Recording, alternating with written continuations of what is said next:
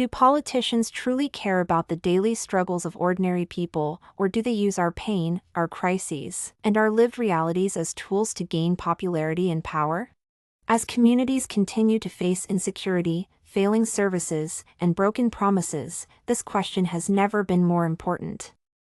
In this powerful message, the president of Arise South Africa speaks directly to these concerns, challenging political sincerity and calling for leadership that puts people before politics. Listen closely to this important message. I'm very angry about what's going on in the Johannesburg fire situation. Now, for those that don't know, because the media is deliberately misleading people, politicians are always saying things that try and confuse and mislead people. Let me break it down to you so now, there's over 100 buildings that they claim is hijacked. Let me explain what that actually means in English. What that means is that they sit down, they register NGOs in their children's names, in their relatives' names, and they claim those buildings from the city of Joburg for themselves. So an NGO for gender-based violence, an NGO for Nyaupe children, an NGO, they register random NGOs, and these NGOs get free buildings from government. What they then do is that they then hijack the buildings themselves and begin to collect rentals. So from these buildings, the same building we were at yesterday, the building that burned down, there were rentals being collected. People who lived in the area informed us that they were people who came in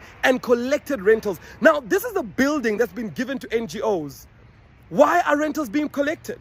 This is an actual building that somebody through an NGO owned, and then thereafterwards pretended as though it's hijacked, and they were collecting rentals. Now, when we did the calculations ourselves, the rentals were about 300,000 rand being collected every month in cash, because these guys would send in people with guns to collect rent from people that lived in there. And there's over 100 buildings in Johannesburg where this happens. Now, the media is going to act like nothing's wrong. The people are saying, you know what, it's foreigners, etc., etc. We know that there's a syndicate working. We know that political parties in the city of Johannesburg are allocating buildings to themselves through NGOs, making profit. In one of the buildings, 5 million rand is collected in cash every single month.